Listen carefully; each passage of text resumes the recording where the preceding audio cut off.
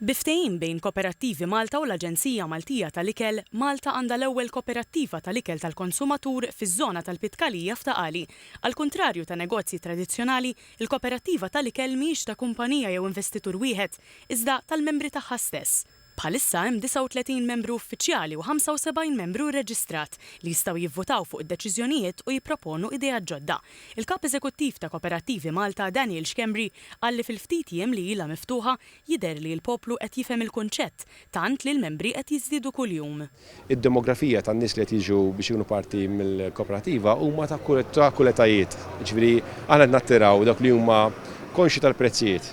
Qed nattiraw ħafna nies li huma jixtiequ jkunu parti minn komunità kooperattiva, imma mbagħad ukoll hemm section oħra ta' nies illi għandhom dik il-garanzija li ħadd ma jsejtilhom illi vera kollox huwa Malti. Fost il-prodotti li wieħed jista' jsib kollha mkabrin lokalment hemm frottu ħaxix staġjonali, għasel lokali, żejt ta' żebbuġa u anki laħam bħal ħaruf, ċanga u majjal.